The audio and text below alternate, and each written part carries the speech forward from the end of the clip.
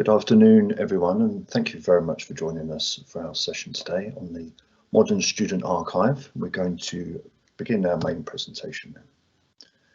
So a quick note before we begin, especially if it's your first Microsoft Teams live event, you'll find a Q&A button on the right-hand side of the screen. And you can feel free to use that to ask questions here at any time during our presentation. We'll try and answer as many as possible during our Q&A session at the end of the presentation. Any questions you post here are only visible to the presenters, so please consider adding your contact details in the question so that we can follow up with you in case we don't get time to answer your specific question today. This session is being recorded, and after the event you'll be receiving a download link along with a synopsis of what we're discussing today. So in today's session, Kevin and I will be presenting how your paper-based student records can easily be converted into a modern, compliant and searchable digital archive and the benefits that that can offer to your school. Kevin will also be giving us a demonstration of some of the technology used in this conversion process. And Go Back to will be taking our Q&A session at the end of the presentation.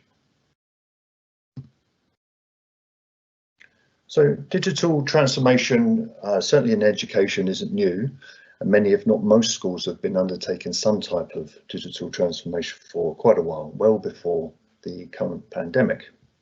And whilst COVID has certainly accelerated many areas of digital transformation, especially in the space of online learning, much of the paper-based archives have been pretty much left behind. Many schools finding themselves moving towards a two-speed system for accessing data, information that's digital and discoverable, and their legacy hard copy data. So we thought we'd start off by sharing some of the challenges that we most often encounter when working with education clients on best practice for digital archiving. And firstly, there's the paper itself. It takes up a lot of space and the demand for storage is still growing uniformly. If you're storing your hard copy records in a school building, then you probably agree that space could be used to put to better use. If you're storing the archives elsewhere, such as containers or temporary buildings on campus, then it brings us to our second point, which really the paper is quite fragile, especially considering the length of time you're required to keep many of those records. Often you only discover the condition of a record at the point which it needs to be accessed and retrieved. Paper is obviously susceptible to fire and floods, and even the local fauna, especially the school that we worked with a while ago, where many of the records were either eaten by rodents and they had snakes in some of the containers as well. So there are challenges to storing paper for long lengths of time. Next is security. During our document audits, it's not uncommon for us to find personally identifiable information in documents, often stored outside of secure areas, on desks, in unlocked filing cabinets, etc., which of course is a compliance issue. Also a potential compliance issue is the storage of information such as bank accounts, credit card numbers. That's financial information that's retained well beyond the scope for which it's allowed under the payment card industry's data security standard. And finally, another driver is digital transformation itself, which has given us, at least in some cases, archives of scanned student records which aren't discoverable or searchable, or perhaps haven't been classified in a totally compliant manner. And of course, there is the increased demand for online learning and how best to capture these new learning outcomes holistically so they can be associated with the paper-based equivalents for a student that have already been retained. So now I'd like to hand over to Kevin to walk us through how he is helping one of our education clients on their digitisation journey. Thank you for that, Seth. Apologies. I just want to give some background of what we've done here. So we're doing a body of work at the moment for Catholic education here in South Australia, and part of that work is we're providing to them a content management system. And now they've provided some really decent thought leadership in this space. And what's actually happened there is they've actually asked us to come back and sort of provide some sub-project work around student archives. And so what that's about is we provide them 4 different models on this. One is the centralized scanning model, a second is a local scanning model, and a contract scanning model. And then of course is the ongoing scanning in terms of their mailroom facilities, etc. So the first 3 models, if you like, central, local, and contract, are primarily focused around student archive. In their circumstance, they've gone for a centralised model, but for private schools as a whole, the local scanning model is probably the optimal one. Contract scanning was considered, but considered also to be a problem in terms of potential security breaches. So we'll be covering the local scanning and also the ongoing scanning of documents. So the methodology is basically this. It's input, process, and deliver. So we don't really mind how the documents delivered. They can be delivered by a scanner, they can be delivered as an email attachment or scanned from an MFD. But they're captured, they're processed, and then delivered out either to a SharePoint location or a network share location as the school decides is the most appropriate. So this part here is probably where we start to talk about some of the more detailed areas of this. So part of the brief was we must be compliant with the ASA RRDS, which is the Australian Society of Archivists Records and Retention Disposal Schedule for non-government schools. Now, I have to say, if you don't have a copy of this and you're a private school, you probably really should. The link is there if you do want to grab it. But what I've got shown there is actually 4 lines from about 260 lines that just sort of discuss what documents are part of a private school, what that taxonomy needs to look like, and what that retention schedule needs to look like. So as you can see, some permanent, some 75 years, some 25 years. So being an understanding of how all that works is sort of quite important. So with our work with CISA, we sort of went forward and recommended they stay with the SharePoint environment. And there's a couple of reasons why. If you look at Gartner's Magic Quadrant there, you'll notice that Microsoft is in the top right-hand corner for SharePoint these days. Now, 5 years ago, it was probably on the bottom right-hand side. But SharePoint's come such a long way in terms of its capability and its ability to provide something at a particular price point. So our work with CISA, we providing them with a full ECM system or enterprise content management system, taxonomy and structural design work, distribution audit, etc., and a replacement for their existing content management system. Now, importantly, we talk about the automatic security and retention schedule application. So one of the problems around content management is it requires the end users to do things. And it's always a problem when you want to try that change management piece. So what we've done with that, we've created a structure that, say, for instance, I grab an invoice and put that invoice into a container within the SharePoint environment. It's automatically wrapped up in terms of how long do we need to keep it for, who's allowed access to it, where should it appear in our search, and that type of sort of surrounding that containment of that particular document. So it's certainly come a long way. And likewise with the student records, we automatically apply the correct retention schedule based upon the type of document it is. So we were given 3 tasks, but the primary one was always digitize the student archives. And the design criteria was it must be secure. It must use existing technology stacks, so primarily Microsoft Office, SharePoint, etc. And it must be able to use data source from any student management system, because a lot of schools use a lot of different student management systems, and we need to be able to work comfortably with all of them to get the data we need to be able to scan those documents and put them away correctly. It had to be simple to use, and of course had to be compliant with the ASA RRDS.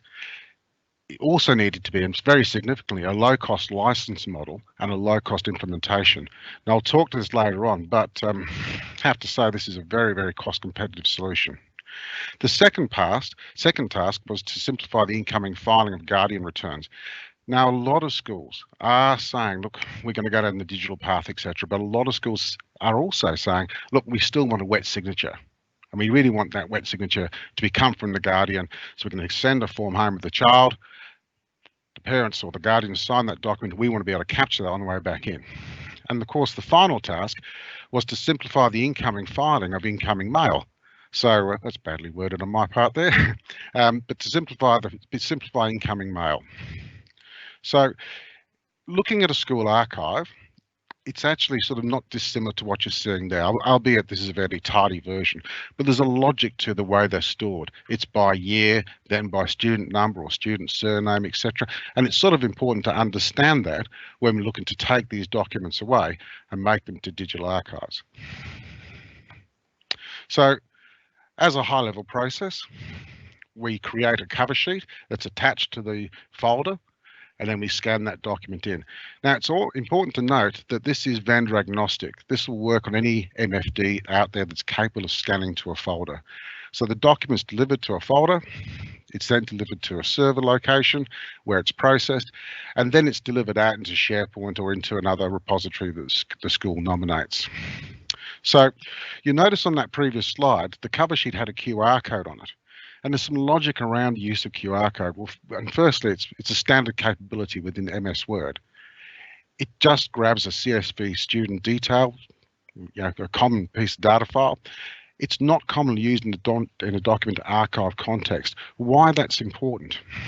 If we're scanning student archives and there happens to be a barcode somewhere within the folder, that may actually cause a solution to error. So we'd rather use something that's not commonly used, so that way it's going to have less errors, and of course that less errors is better for everyone concerned.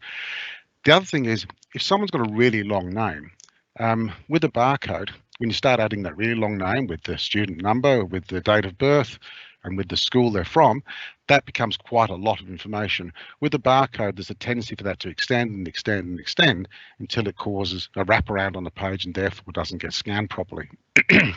So we use a QR code because all that happens with that is it gets denser and denser and denser in terms of its content. So I'll just go through some of the samples we're using for demonstration. One, of course, is the cover sheet for the student records. The second is a sample parent guardian consent form. The third is a few invoices, and the fourth is a contract that we're going to file away properly for that. So, as I say, the use of a QR code is a standard feature within Microsoft Word. You do need to, of course, enable the Japanese font code, but once that's done, it's easy to do. So once the document's been captured, we can deliver it into SharePoint for our example here, and we're going to have a correct naming convention of the student ID number, first name, last name, the school they came from, of course, the date of birth or date of enrolment, and other information as appropriate. The forms capture actually works exactly the same way. Document comes in, goes to a folder, goes to a server, the information is stripped out, and then the document's delivered appropriately to the location within SharePoint. Okay, on to the demonstration. Okay, so as previously mentioned, the solution itself works on actually using watched folders. So these watched folders I've got over here, and we've got three workflows we're demonstrating today. And here's some of our sample documents. So these particular documents are our student archive records. So I'll just grab those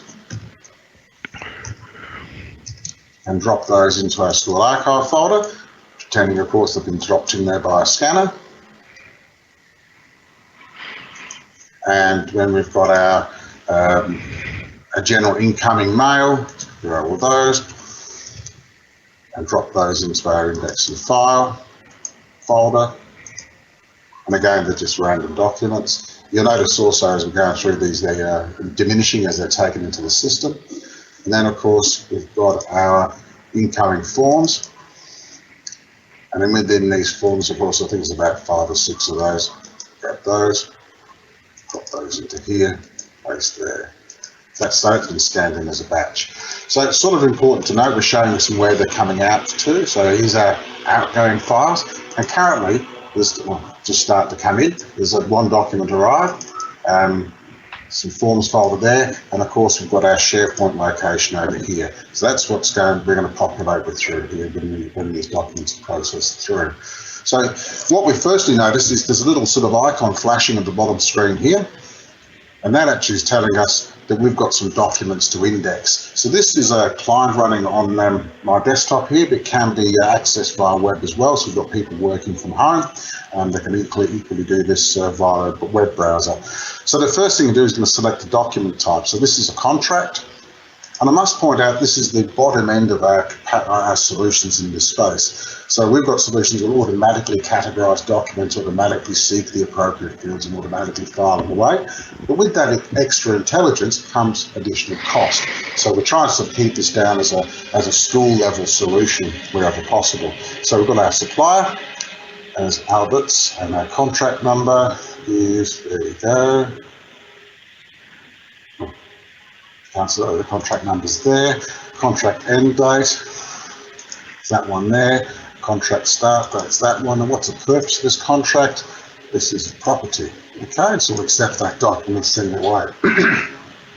I think as I said, I grabbed out 5 or 6 of these documents in here. So here's an invoice. We're going to grab this invoice, and the supplier name's Konica Minolta there. Invoice number is that one.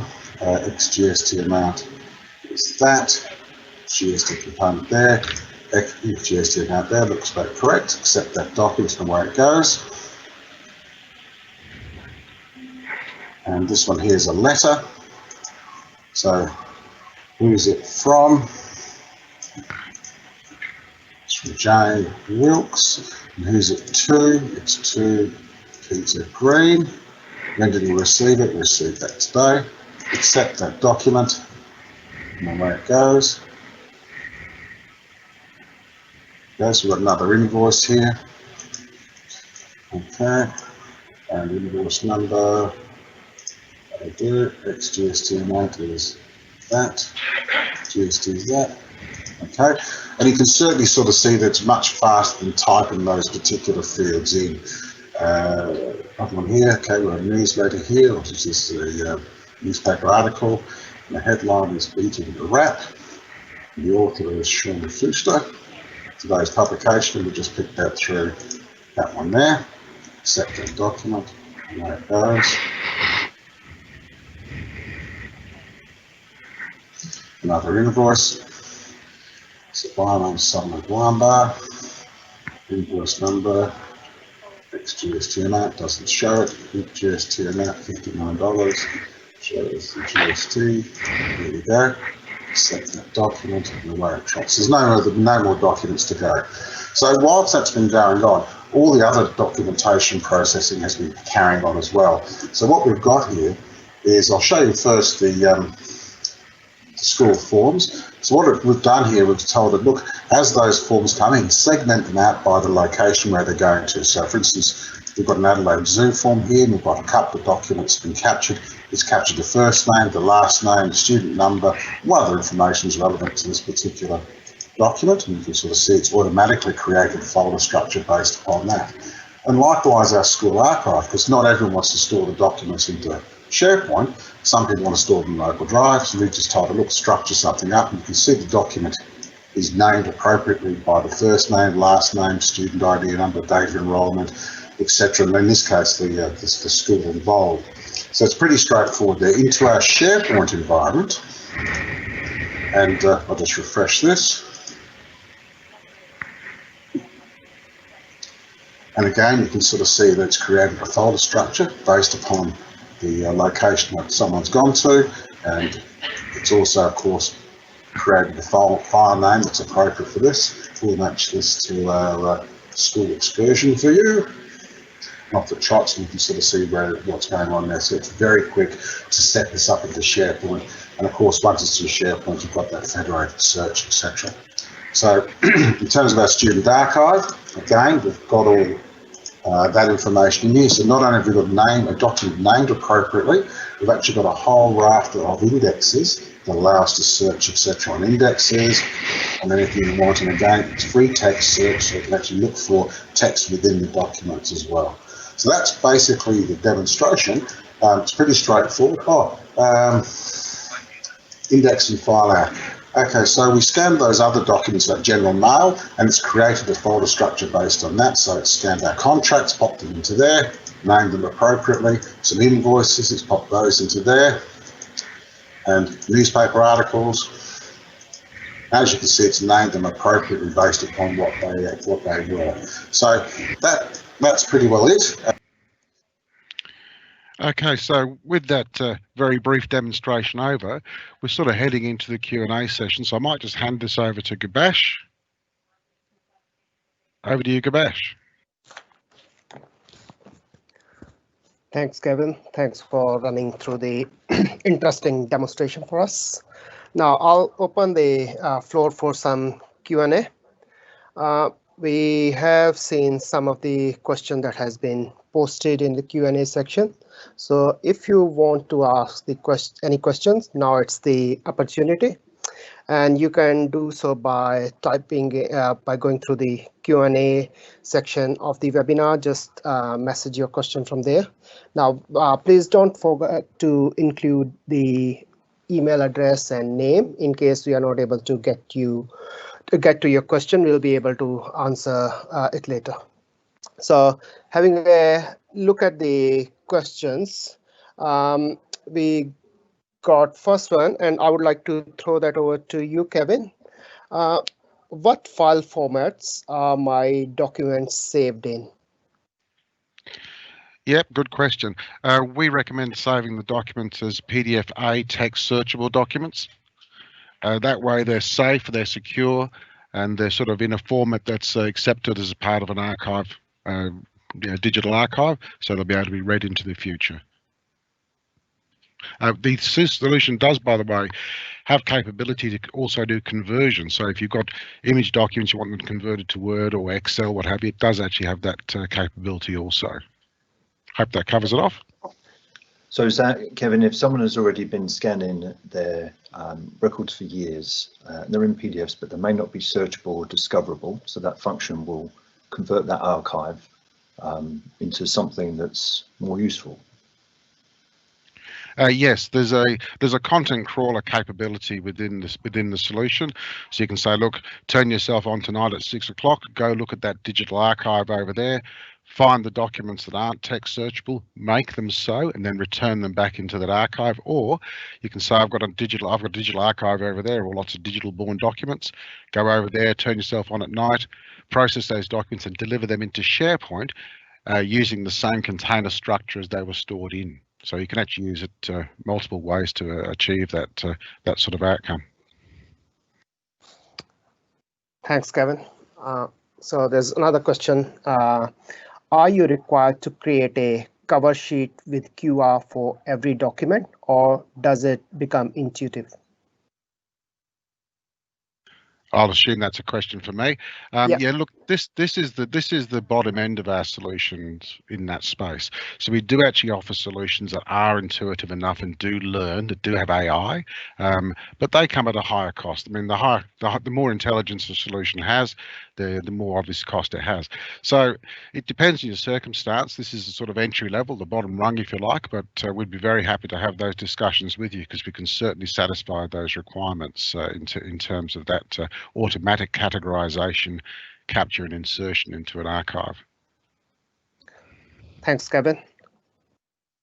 There's another question, probably I'll pass it over to you, Seth. Does the solution have to work with SharePoint, or can it work with FileBound? So this solution is endpoint agnostic, and it's also device agnostic.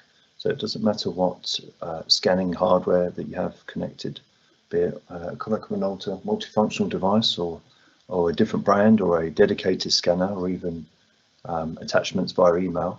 And of course the endpoints, whether you look to put them into SharePoint, or you need some help selecting another and designing another system like FileBound, yes, the solution will work flexibly with options at both ends. Thanks, Seth. I mean, probably you have answered it already, because there's another question in the forum, is will it work with my Fuji Xerox machine? So answer is yes, I think. That's correct. Yeah. Thanks, Kevin. So probably there's another one. I'll pass it over to you, Kevin. I've been scanning for years, and some of the documents we scan are not discoverable. Will your solution get us around that problem? Yes, it will. So what we can do, we can set the solution up to look into that current archive, identify the documents that aren't text searchable and make them text searchable. And of course, once they're text searchable, they do become discoverable in terms of free text search or looking for elements within those documents. The other thing is, if you put those documents into SharePoint, then SharePoint, as part of its capability, will also index those documents and make them available within federated search. So we can certainly achieve what you're asking to do. Yes. Thanks, Kevin. So there's another very important question. Probably I'll pass it over to you, Seth, and it is really very topical at this time of the year. How much is the solution going to cost us, as we need to put in our budget for next year? Yes, it's just about that time of year now for budgetary planning. The system is volume based or based into tiers. So it does depend on the number of documents that you think that you want to digitize, spread over the course of a year. But a smaller system that will provide ample capacity to get going on that journey, with all the setup and configuration and the training, would be under $10,000. We offer finance arrangement as well, so that's just a few $100s a month over the term to get you going. Thanks, Seth. So there's another question I would like to ask Kevin. Does your solution has any limit on number of pages that we can archive per year?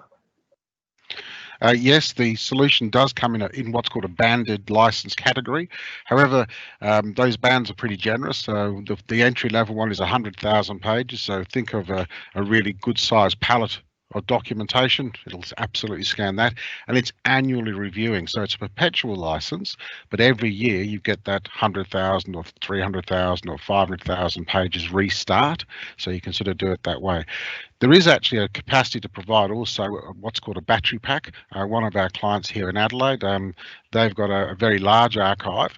So they've actually bought a million page pack, which is quite cheap, surprisingly, and then they've actually got a 100,000 page a year license for their ongoing scanning. So they've got a big bulk archive they want to capture. They then actually just move forward with a smaller license to keep the cost down moving forward. But we can sort of happy to talk to you about that and work out what's the best band for you and go from there. Thank you.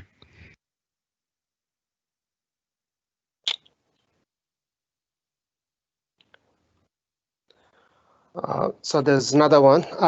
Does the process of discovering the old documents for conversions automatically return that as PDFA? Kevin, probably maybe this question is for you.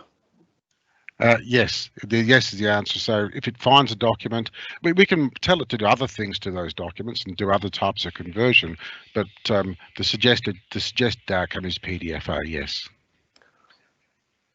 Thanks, Kevin.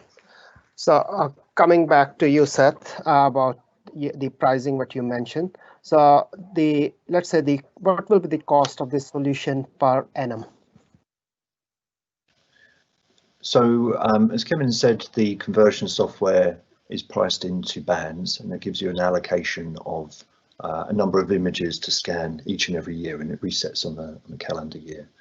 After the initial purchase, as it's a perpetual license, after the initial purchase, the annual cost is just the renewal cost for the software itself, which, depending on which band you select, depending on the volume, can be just a mere hundreds of dollars to have that system running in perpetuity after it's set up in configuration.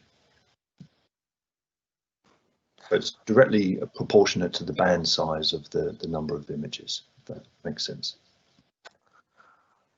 Thanks, Seth, and thanks, Kevin. Thanks for answering those questions. No worries. I might just make one more little comment, if I may.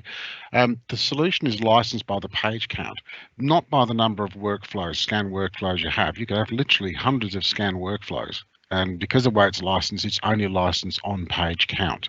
Now, we can actually also provide a unlimited license. If your volume is large enough and you feel your ongoing demands are certainly high enough, it'll go from there. Okay. Thanks, Kevin. That information is really interesting and valuable for people who are doing high volume scanning. So just mindful of the time here, and thank you very much for your questions, guys. There were really some interesting questions asked.